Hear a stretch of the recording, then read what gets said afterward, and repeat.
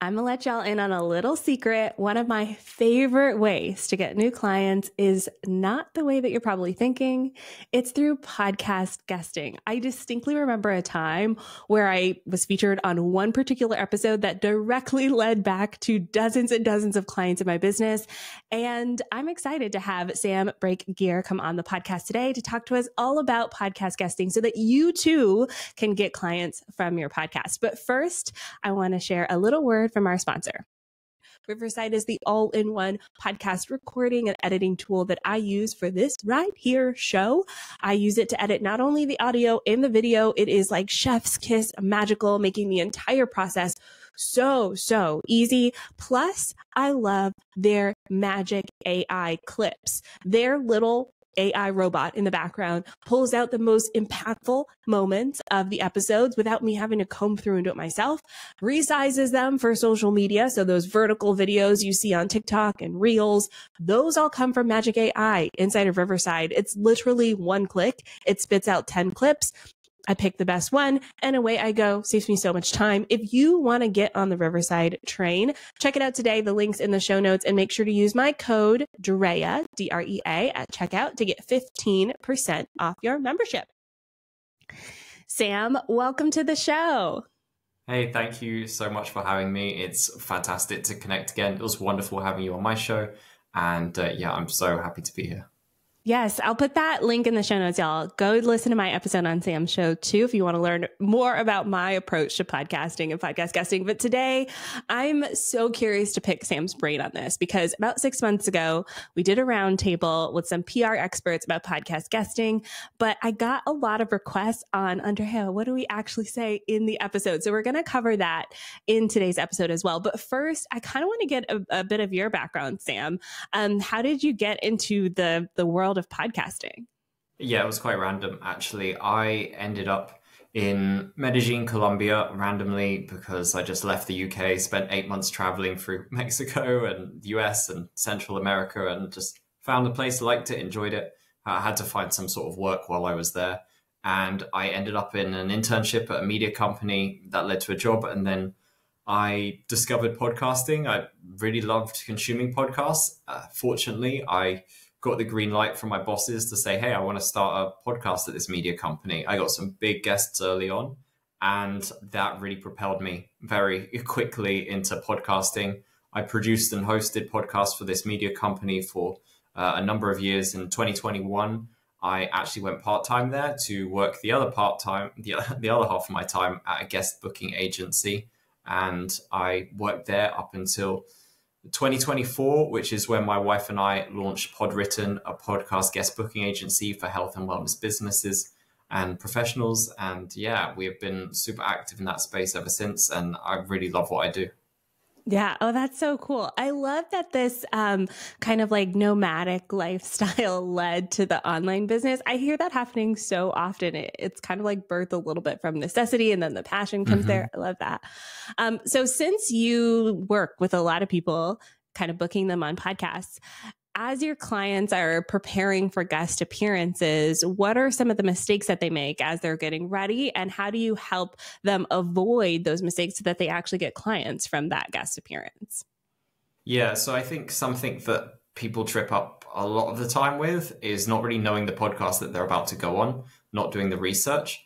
So one of the ways that we avoid that with our clients is we prepare interview preps. So we produce an interview prep where it's like facts, a TLDR facts about the host. We've got a summary of the podcast, like past episodes they can check out. We show them the pitch that we sent. So we have like a full rundown. Obviously, that's great if you're working with an agency like us and you have that provided. But if you're doing it on your own, then I would definitely say like do that legwork yourself. Just check out like who the audience is speaking to. Understand like the vocabulary that they use so that you can use that vocabulary when you're on the show, and understand what they've spoken about before so you can offer fresh insights so you're not just repeating what everyone else is saying. So I would definitely say leading up to it, do your research. I know that's super basic, but that's the best thing. And also I would say just when it comes to vocabulary, if I could be super specific, sometimes I'll go on a show and the show will be about health coaches. Rather than saying like, oh, listeners can use these techniques to do this, I'd be like, health coaches might use social media, but podcast guesting can be really effective for health coaches. Just like specifically showing them that you're talking to them, I think is just one small step that you can take to gearing your information to the audience. Okay, I know you said this was a small step, but y'all, I'm going to like ask you to write it down, underline it, highlight it, because I think it's huge. Like as someone, I've been on both sides of it, right? Like I've podcast guested, I've had people pitch me, and the amount of pitches that I get for our show that are literally just copied and pasted, no context. I got one but last week from a doctor, nothing against doctors, but he like was a prostate doctor and wanted to talk about like his research in like prostate cancer. And I was like, what does that have to do with marketing? Like, I'm like, good on you for what you're doing, but literally has nothing to do with me. And so I feel like the frustration from the host too, like that's sometimes your first touch point with this relationship that you're building. It can be frustrating. So I know you said it was a small thing, but I'm like, no, this is huge. Yeah, absolutely. I once had a pitch for rave clothes on my podcast, and my podcast is all about building podcast growth and podcast guesting, and someone's trying to sell clothes for raves. So yeah, I understand. Yeah, see, pay attention, people. Okay, so I do want to talk about the relationship piece of it, because when you're going on a podcast, you're asking a lot from that host. They're trusting you. And so how do you go about building relationships and nurturing connections with these hosts where you're showing up on their show? So I would say, think about how you can add value. If you always have like a value, you're looking to give value and not necessarily always looking to take, but definitely like over delivering value, especially if you're going to look to get something back. And what this could look like is just thinking about like, how can I help them get closer to their goals? And could that be like introducing them to a new potential guest? Maybe you know someone in your network who would also be a great guest for them. Maybe they would be a great guest on a show that you know. Like, so one thing that I do whenever I try and connect with someone, I try to understand like if I would be a good guest for their show, or if I can deliver a good guest for their show, and then just keep that ball rolling. If they connect you with someone, then think about who can I introduce that person to, and might I be able to pitch that person to as a guest. So I think just always having in mind like the ways that you can give value back to them, and and have that in mind before you get on the show. Like, so just have a think about like, okay, if this call goes well, at the end of the call, could I say, I actually know someone that you might like, and then maybe give them a quick summary, and then you can just like send over some more details afterwards and allow them to check out. And one tip on that, I would say, make sure that you run it by them first and you get their approval, and then go to the other person and directly speak with them. Because sometimes I've had this situation where someone said like, they haven't even asked me first if I think I would be a good fit. I just get dropped in an email with some random person, and they're like, oh, I think you two would make a great collaboration. And that's nice. Like, I appreciate them thinking about me, but I kind of want to avoid that awkwardness of me being like, I don't think this is a good fit, because I've had that before where it's been a direct competitor, or it's been someone that's like off topic or not quite right. And you just have to be like, it puts you in an awkward spot. So make sure that you speak to both of those people individually. And then if they both say yes, it's kind of like Tinder. They both swipe right on each other. Then you're like, great, I'm going to match you up.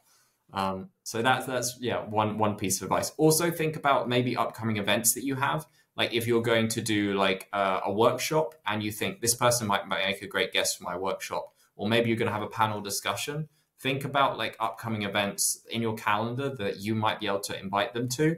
Or even if you're going to a live event, that works really well. And if you don't have anything coming up and you want to kind of extend this relationship and you want to create something, consider doing an Instagram live or a Facebook live.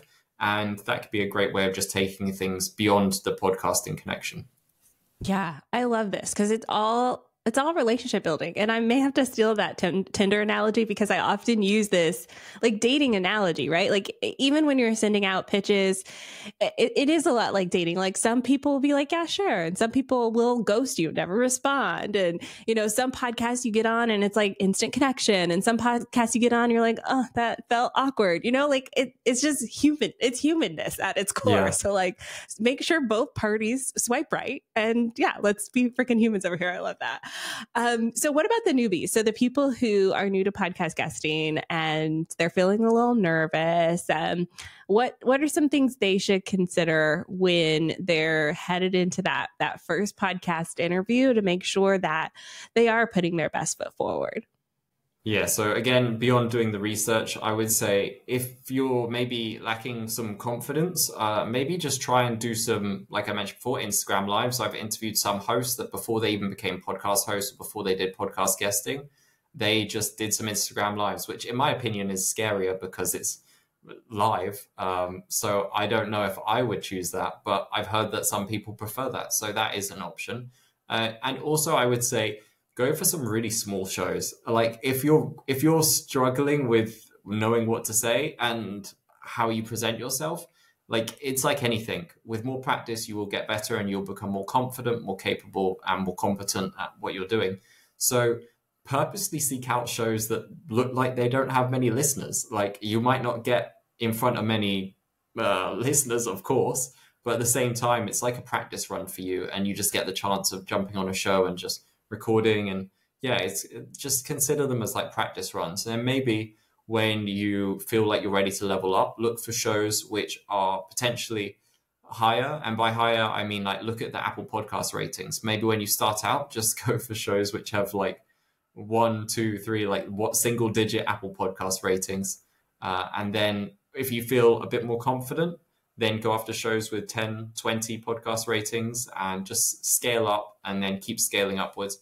And another benefit of this is the more credibility that you build, the easier it is to kind of build this momentum. So if you do get on a couple shows, then you're able to say like in your future pitches, PS, you can check me out on these shows. And this is something that we do at PodWritten, where we will try and get our clients on like top 2% shows if they're just starting out. And then we'll get them on top 1.5% shows. And I'm talking about global downloads here, which anyone can check on Listen Notes. So you go to Listen Notes, type in podcast name, and you'll see where it stands in the world for global downloads. And we kind of do this scaling up thing because you'll want to start off small and gradually work your way up the size of podcast. And by the end of it, we're able to get them on top 0.5% podcasts because we can say like, you can check them out on these top 1% podcasts or top whatever podcast. So I would say just be okay starting small, know that you're going to get better and work your way up. As when it comes to like actually being on the call, I would say feel free to take pauses and just don't get too much in your head about what you're going to say. Just try and let it flow. That's probably my best advice. Yeah, I think you're so right. It just comes with practice. Like I was talking to someone the other day about this because I'm very introverted. Like people are always surprised by this because I have a podcast and I talk for a living. However, I'm introverted, y'all. Like the only reason I can show up for this stuff is because I've literally been doing it for 20 years. Like that's the only way. That's the only way. It's like practice and repetition. And to me, it's like, you know, let's say you're going to apply for something like a TED Talk. You don't just like show up with no background in speaking, right? They want to see the other talks that you've had, the practice, they want to see other things. And so I think all of this kind of builds into just your marketing ecosystem, right? Like the more you practice your talking points, your stories, how you show up, the better it'll be and the higher the chances you have of getting those big bookings. But one question I have for you is something that I thought early days that I want to get your opinion on. So I used to over prepare for podcasts. I don't now because again, I have my talking points, but I used to like literally get the questions beforehand and write out all of my answers in bullet points, but beforehand, which honestly made me more nervous. But I'm curious, like, what are your thoughts on like notes or guidance or bullet points for during the podcast episode? Yeah, so I think this varies from person to person. You kind of need to, it's part of the practice thing, try out different methods. Like I have bullets. I've got bullets right here in front of me on the screen, but I'm not actually really reading them because I always find I just drift away and I know my stuff.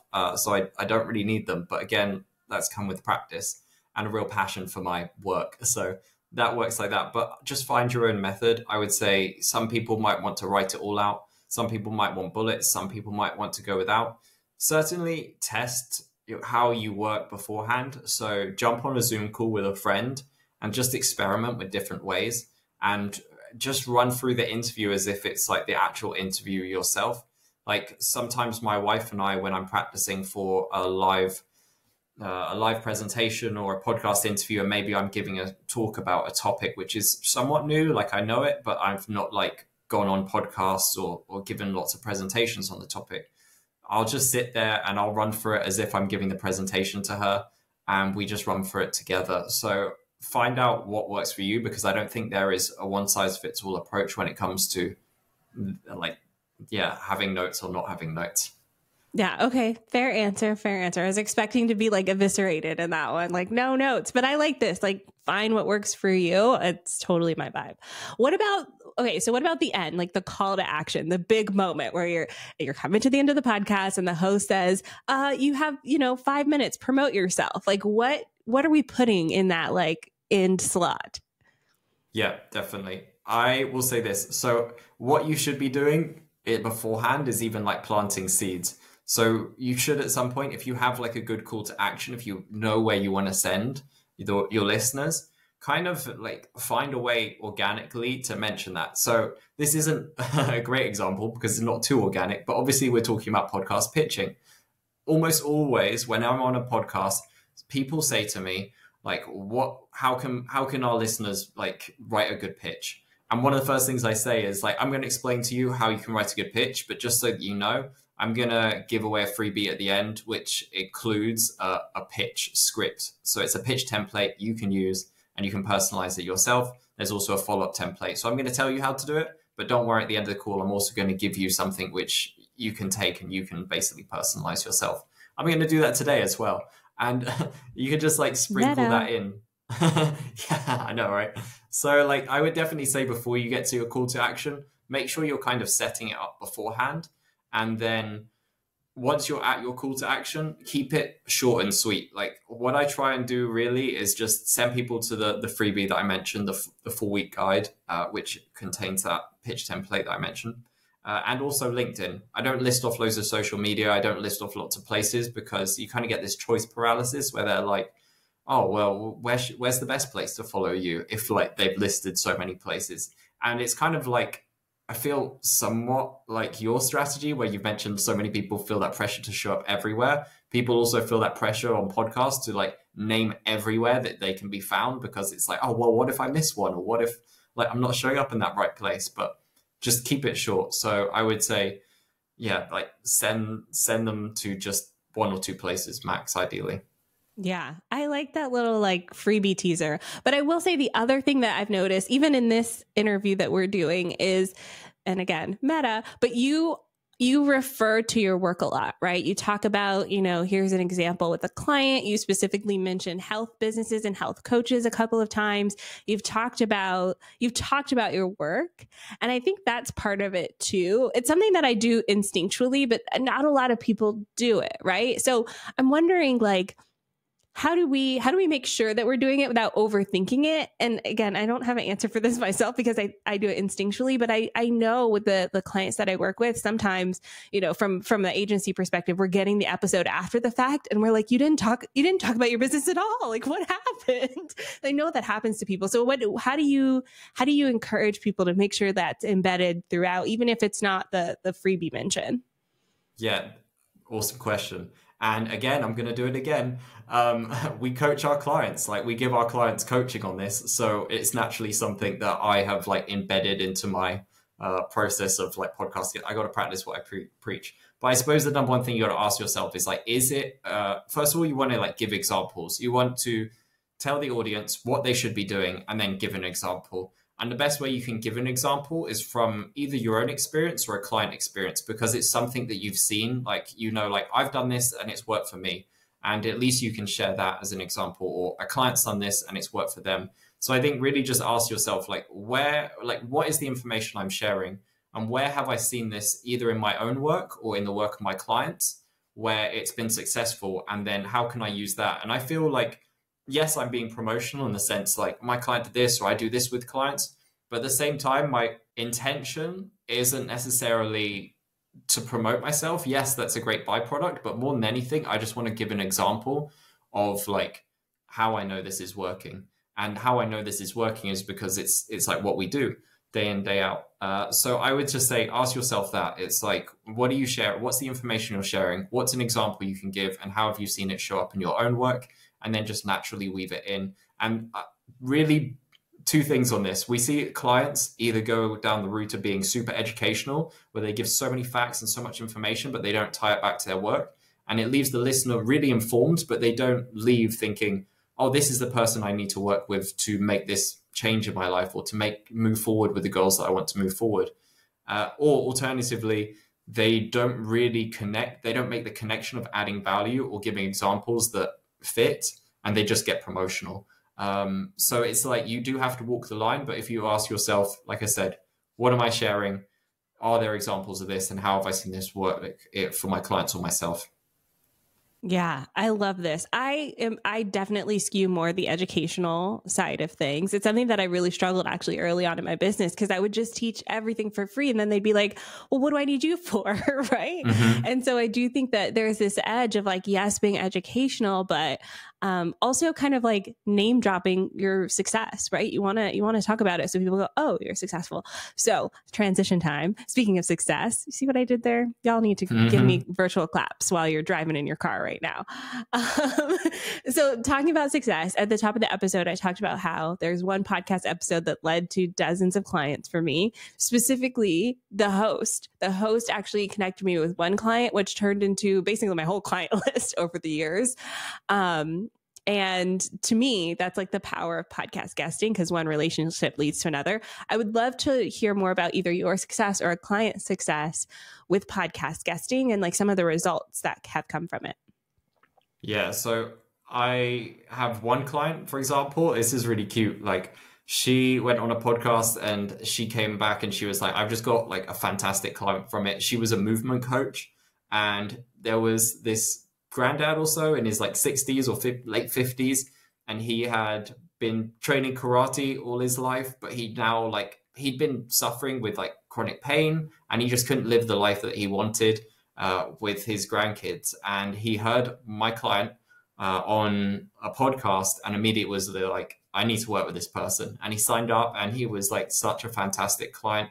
I have other stories like that as well, and we hear that again, like where clients do like go on a podcast. And we often find that, I think there's this mentality as well, and I want to reassure your listeners that if they have been on podcasts and they haven't necessarily maybe got the results that they've hoped for or wanted, or maybe they're thinking like, why aren't I seeing that success?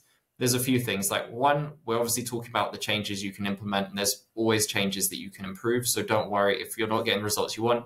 There are the opportunities to improve. But also, one of the things with podcasting is that sometimes it takes a few, like you might get on one or two, or maybe you develop a good relationship, but there are also like these random ones that come out of nowhere where you go on it and it's just like you get a ton of success. It's almost like what you mentioned. So like, if you are podcast guesting and you feel like maybe you've done a couple of interviews and you're like, where are all these leads or something? Like, it might just be the next one that like sets your like discovery calls on fire. So I just want to reassure listeners that it's not every call that's like this, but when you do get one, it really strikes. And also to bear in mind that like getting clients directly as listeners, this podcast guesting adds so much more value beyond that. And for the sake of this call, I know we're talking today about exclusively getting clients, but we can, and I'm sure you know, there's so much value which kind of creates this momentum, which later builds clients or pushes them in the direction of eventually, maybe not tomorrow, maybe not next week, but becoming clients, getting pulled into your ecosystem,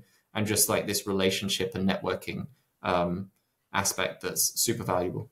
Yeah, 100%. I think that there's, again, going back to the Tinder analogy, not everyone you swipe right on is going to be the one, right? And so not every podcast that you guest on is going to land you clients, but you kind of have to put yourself out there in order to get clients. And this is one really effective way to do that. You kind of touched on this, and this is my last big question for the episode.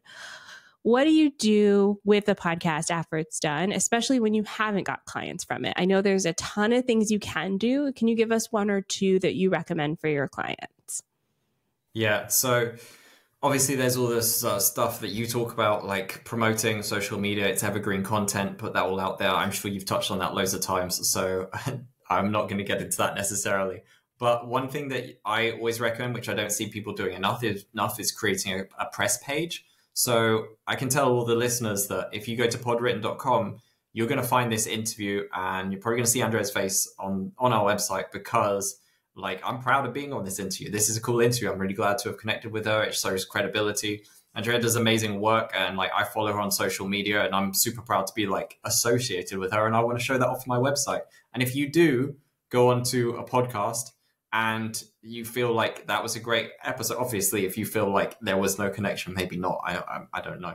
But I haven't had that. As long as you're selecting the right podcast, as long as you're connecting with people that you really like, then of course you should feel proud to have been connected with them, have a conversation with them, and put that up on your page. And then if people go to your website and they click on your page and you've got like a ton of podcasts that you've been on, it shows so much credibility. And that might be enough social proof to make someone go from thinking, who is this person? Do I want to work with them? To, oh, wow, they've been on a lot of podcasts. They're clearly trusted, or they've clearly got some like knowledge, which is valuable. So that's a great way of pushing people to like work with you and demonstrating social credibility. I know this sounds foolish, but like, share it in your newsletter. Like I don't know why, but it seems like one of the hardest things to encourage our clients to do. And not in the set. I think the reason being maybe is like, newsletters are usually planned and they kind of have this process, and just like throwing in a feature isn't maybe a habit of theirs. But what I would suggest, if you're serious about podcast guesting, and if you're getting booked on podcasts, or you have a back catalog of episodes that you've been on, create an as seen in section, and just each week, or however often you publish your episodes, just publish something and say like, hey, you can check me out on this podcast where I talk about this, or you can check me out on this podcast here. So kind of create this like constant flow of like podcast interviews that they can check out in your newsletter. And also consider like trying to get on the show again. Like you could of course go on a podcast once, and sometimes like hosts might not have repeat guests. I've experienced that before, but a lot of the time they will. I actually work with one client, and she is fantastic at networking. So one thing she does is at the end of the show, she has a book coming out later this year, and she'll say like, I'd love to come back on. This episode that we would record will be very different, but still I'll add lots of value. And like, I know what's going to happen after she's been on a call. She's going to send an email, and I like create this email chain to make sure everyone's connected. And I always see the email come in, and the host is like, can't wait to have you back on again. So it's like, just consider the fact that if you have something in the future that's coming up and you feel like you can add value again in a different way, then absolutely try and get something on the books to speak with a host in the future. And they might most likely say yes if you really hit it off. So that's worth considering as well. Ooh, I like that last one, because I feel like one of the things that we think about sometimes when we're on someone else's podcast is that there's almost like a little bit of a power imbalance. And what your client is doing is like, I'm talking to you peer to peer, like, hey, who can I connect you with? Or, hey, I have this other valuable thing that I think your people will like let's redo this podcast with a different angle in the future. I really like that. And I've always said that for me, podcast guesting half the time is connecting with the host, right? I get to talk with people like you, Sam. I don't know if I ever would have had time to just sit down and pick your brain and be like, give me free advice. And so I feel like for me as a host too, I get to connect with people who I would have never had this chance to kind of like speak to in the past. And so I like that your client is doing that, like peer to peer, like, hey, let's work together. Let's collaborate. I love that. I love that. Okay. So for the people who are listening, they're like, I need more Sam in my life. I want to learn more about podcast guesting. You've got this 4-week plan. Tell us about it. Yeah, so it's a 4-week plan that's basically outlines the simplest steps that you can take to get yourself booked on podcasts, and it rolls out the plan over 4 weeks. It's pretty simple. And yeah, you can follow these steps to get yourself booked on podcasts. And as I mentioned, there's a pitch template in there that you can personalize and use yourself with instructions on how to use it, as well as a follow-up template. And that will give you guidance on how to use that. You can find it at podwritten.com/links with other freebies and other ways of connecting with me. And I'm sure it'll be in the show notes too. And if you want to reach out to me on LinkedIn, you can find me there. I'm pretty sure I'm the only person in the world with my name. So Sam Brake Guia, definitely have a look for me and reach out, and I'd love to hear from you. Yay. Awesome. I'll put all of those links in the show notes, OnlineDrea.com/361. Sam, thank you so much for coming on the show today. It is absolutely my pleasure. Thank you for having me.